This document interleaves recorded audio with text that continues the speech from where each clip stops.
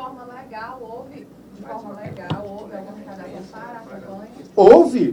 Da JBS? Houve em 2014, houve em 2010, nas duas oportunidades eu era governador, e aí ele pode insinuar alguma coisa, mas em 2006 também houve. Em 2006 também houve.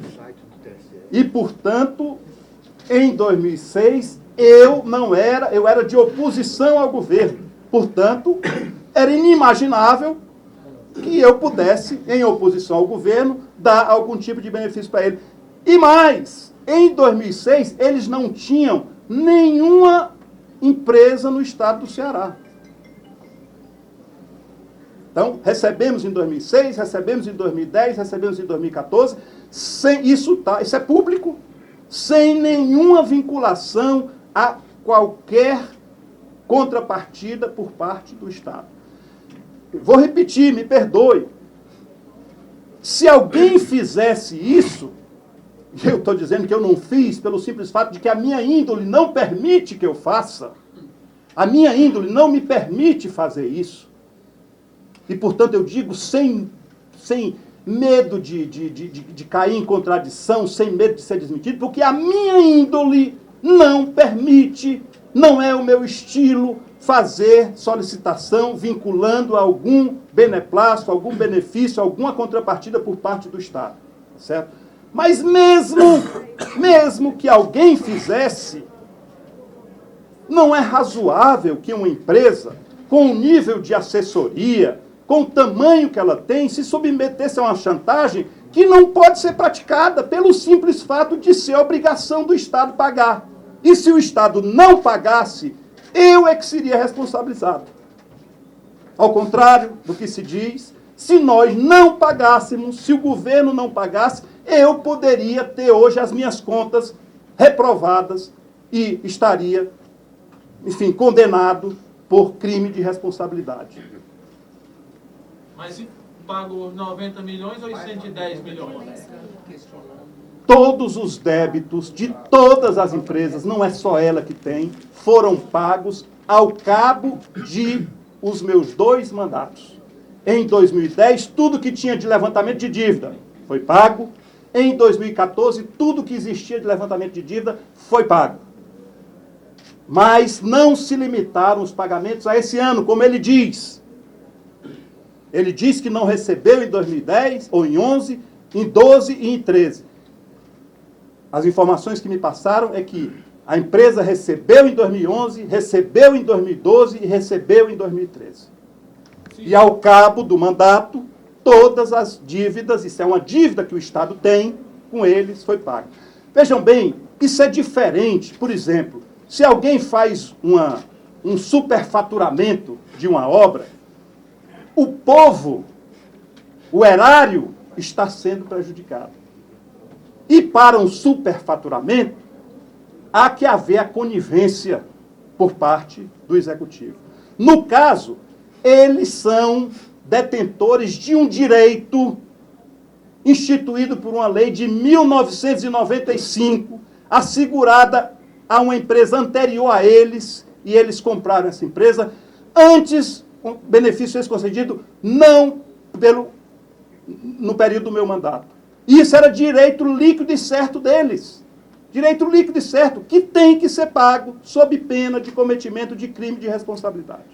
Cid, um dos delatores da JBS, o Carlos Saúde, ele disse o seguinte, né? Ele sendo encarregado de fazer as discussões para parlamentares, ele disse, abre aspas, se esse político recebeu algum dinheiro da gente, ele sabe de um jeito ou de outro que foi propina. Essas pessoas estão cientes disso. Ele, inclusive, disse que de 600 milhões que terão sido repassados para candidatos, só 10 milhões não seriam propinas, todo o resto seria propina e que isso seria sabido.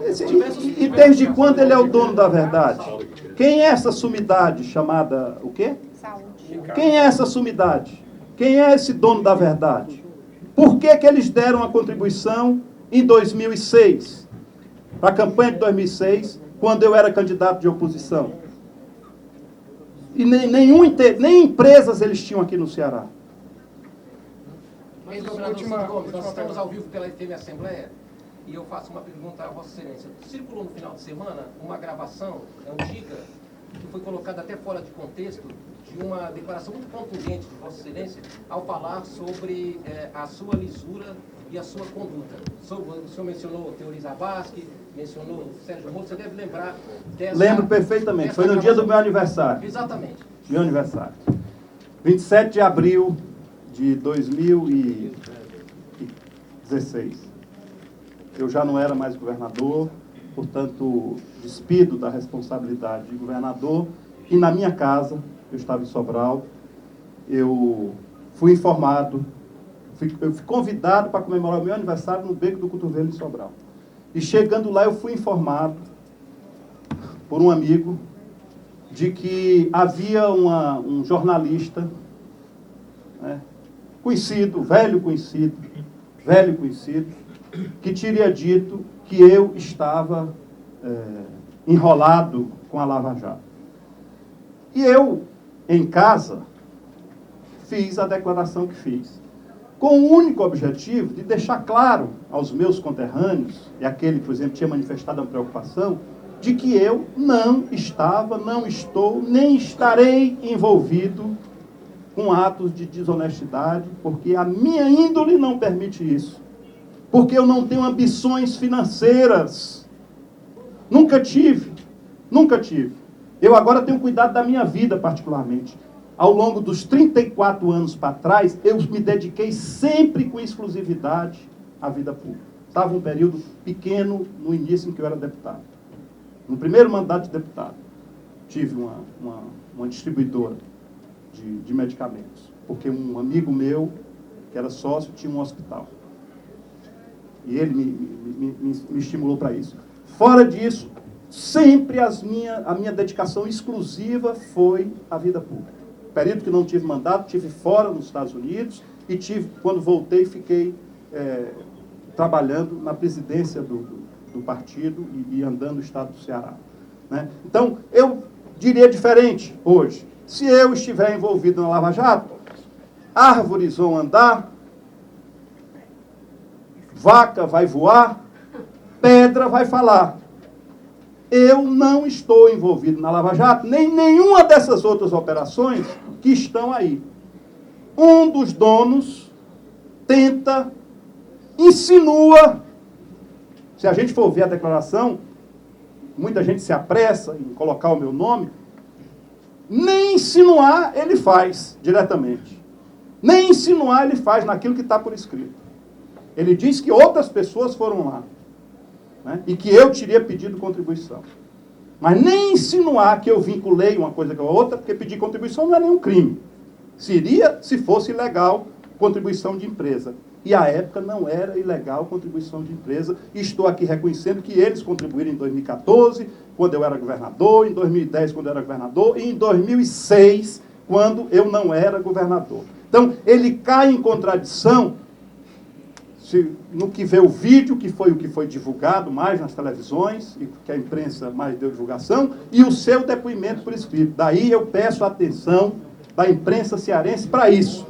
Que leia, por favor, o que de fato ele faz como denúncia, para que o meu nome, nem naquilo que é a sua meta, que é conseguir uma delação, é citado como alguém que fez achaque, coisa que eu sempre combati. Não detesto, repudio o estilo criar dificuldade para vender facilidade. Infelizmente, muito presente na vida pública brasileira. Nunca foi, e eu sempre repudiei isso. Então, diria, com outras palavras, né, com o intuito de dar ênfase àquilo que sei é a verdade. Eu sou uma pessoa digna, fiz essa opção de vida, de entrar na vida pública para poder merecer, ter como recompensa o reconhecimento das pessoas.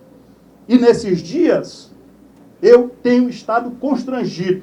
Portanto, vou sair daqui da Assembleia aliviado. Uma pessoa olha para mim na rua, hoje, e eu fico com a impressão que ele está pensando, aquele ali botou 20 milhões no bolso. Isso é uma indignidade, é uma injustiça, é uma calúnia, né? E eu me contraporei, na medida do que for necessário, a essa calúnia que foi feita. Obrigado, gente. Como é que a gente vai sair Pois não, Como não é tem que vamos problema. sair dessa crise política que hoje assombra o país inteiro, a visão de você? Olha, a saída está na Constituição. A saída está na Constituição. É assim que se comportam as democracias. A saída está na Constituição. Na prática, você me pergunta o que é que eu imagino que vai acontecer.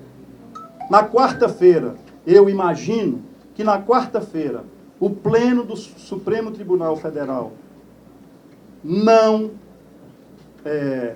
suspenderá o inquérito, é o que eu imagino, E muito provavelmente, boa parte dos partidos que hoje dão sustentação ao governo do Temer abandonarão, ele ficará sem aquilo que é o seu discurso, porque ele tenta vincular, insinuar que se ele não tiver à frente do governo, as tais reformas, desejo da elite brasileira, não passarão. Ledo engano, a elite brasileira vai se arrumar e vai ver para colocar no outro lugar, porque o que vai acontecer, talvez é que ele fique pé, aí eu não sei, ele pessoalmente, em não renunciar, e muito provavelmente o Superior Tribunal Eleitoral deverá cassar o mandato dele e vai haver aí uma tentativa de pacto com ele para que ele não recorra ao Supremo, que seria um direito de recorrer no exercício do cargo, e ele então não recorra e dessa forma encontre uma saída digna e possa ter alguma, alguma atenção dos dominantes do poder no Brasil. Governador, voltando um pouco para 2014, é que você teve muito dinheiro que veio para as campanhas dos deputados abasaliados aqui no Ceará. O Bauman, sozinho, R$ 1.600.000. Nunca passou pela cabeça de vocês que isso pudesse ter alguma irregularidade? Nunca passou na cabeça de sua ou de qualquer outra pessoa que muitos deputados gastaram muito mais do que isso com Caixa 2? Quanto custa uma campanha para deputado federal? Quem arrisca dizer aqui? Quem arrisca dizer? Quanto custa? Há notícias de deputados que gastaram 20 milhões. Ou nunca alguém ouviu falar disso? Hã? Todo dia. Pois é. Você imagina a possibilidade de que ele possa ter feito a campanha dele com recursos registrados, legítimos? Para encerrar. Pois não. Governador, o senhor solicitou ao Estado essa lista de pagamentos dos créditos de ICMS ao longo desses anos que o senhor se referiu, 2011, 2012, o senhor solicitou Eu pedi informações. Estão públicas as informações? Eu imagino que você possa. Acho que hoje tem uma lei que chama Lei da Transparência que qualquer pessoa, quanto mais um órgão de imprensa, tem direito a essas informações. Governador, Só como é que o senhor requerer. acha que deveria ser a postura do Camilo com relação a isso? 2 secretários dele hoje... Estão citados em quê? Sim, eu estou citado também. Eu sou indigno? Eu fiz alguma indignidade? Se a palavra de um empresário que estava sendo objeto de 5 ou 6 investigações. 5 ou 6 investigações. Que um sócio irmão dele gravou no porão do Palácio Jaburu, o presidente da República gravou um candidato da oposição das últimas eleições presidenciais, filmou um deputado, ex-assessor do presidente da República, recebendo uma mala com R$500 mil dentro, e as notas foram anotadas. Filmaram um primo de um ex-candidato à presidência da República com uma mala de dinheiro. Então, eles fizeram tudo isso para obter o benefício da delação premiada. Cabe ao judiciário, cabe ao povo brasileiro examinar se é. O outro precisava de algum fato. Qual seria a sua denúncia? Então, cuidou ou como o linguajar chulo deles fala, deu conta de inventar, né?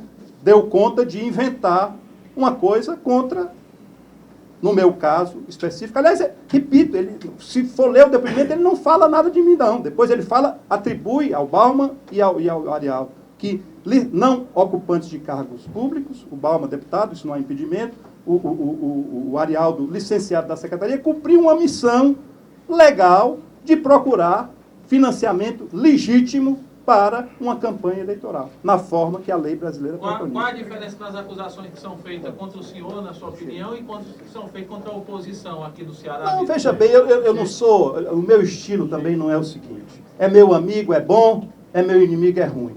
Eu acho que cada um tem que prestar os esclarecimentos que o povo entender, ou que a pessoa entender necessário. Eu não vou fazer aqui afirmativa, não vou fazer nenhum juízo de qualquer tipo de denúncia. A mim convence uma gravação,